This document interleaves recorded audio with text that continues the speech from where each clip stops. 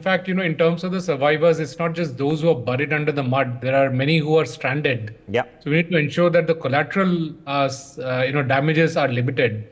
So those who have survived in terms of life, they should also survive in terms of their livelihood, rebuild their lives and move on. Also, there'll be a bunch of people still stranded somewhere in that mayhem that has happened. And we need to make sure that we are able to identify them, get them to a safe place and rebuild their lives. Now, rebuilding their lives includes multiple things. One, obviously, the livelihood. Second, also getting their livelihood assets back. So just providing a Manrega is not a good enough solution.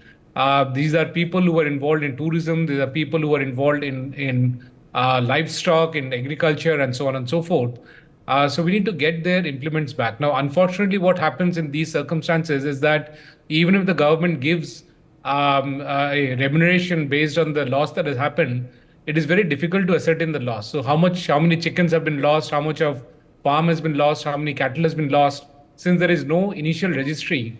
Therefore, for the government machinery to process and provide these this kind of a money back so that they can rebuild their lives, or how many fishing nets lost, gets very difficult.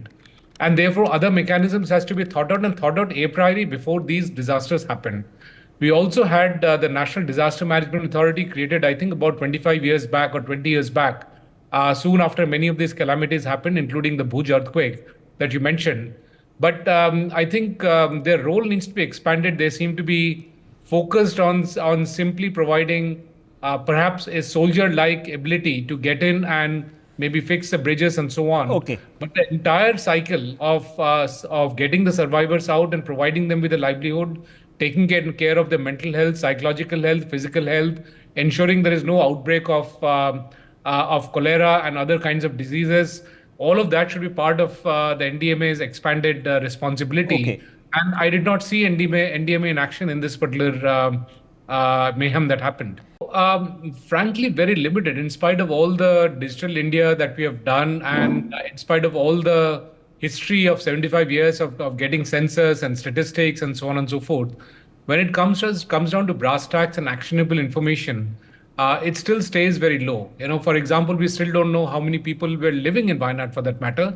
We don't know how many hotels were there, how many Airbnbs, bread and breakfast were there. So the information that is available is always sketchy, and that is, unacceptable in today's day and world. Also, I think larger questions would be in terms of how did this whole area spring up? As many of the experts are saying, the nature is just finding its way through. It's was supposed to be a river, and it will convert back into a river, which is why the landslide happened.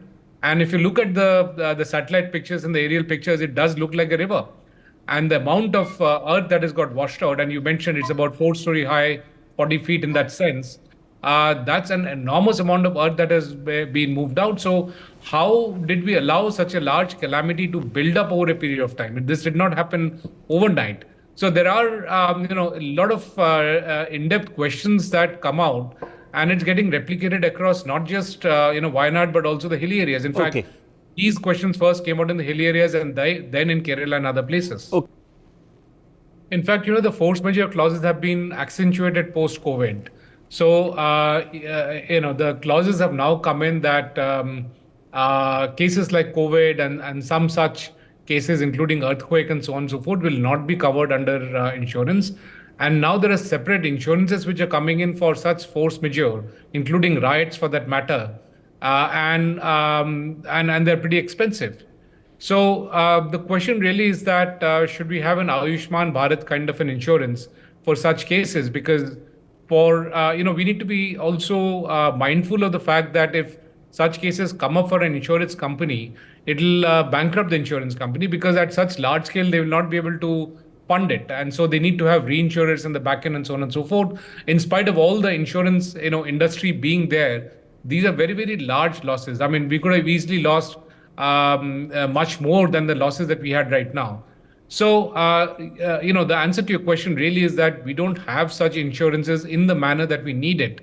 And to do it is a humongous task for the insurance industry on its own.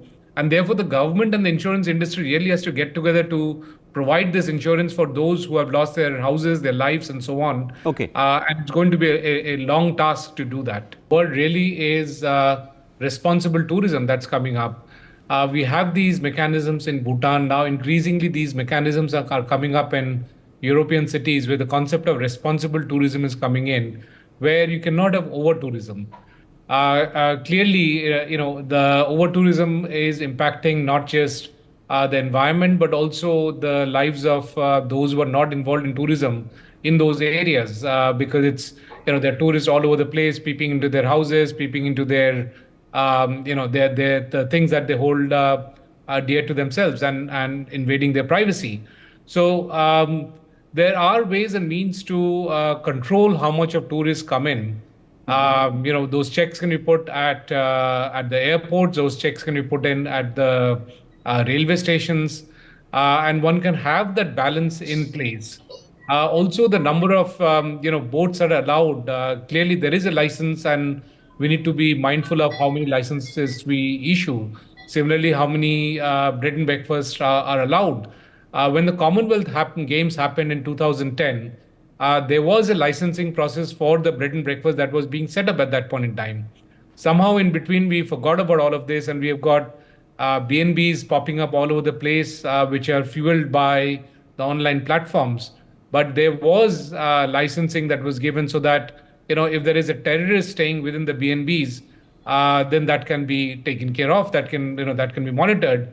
So it's not just about over tourism; it's also about safety, security, and as we saw today, I mean, in the Wayanad case, we don't even know how many tourists got wiped out.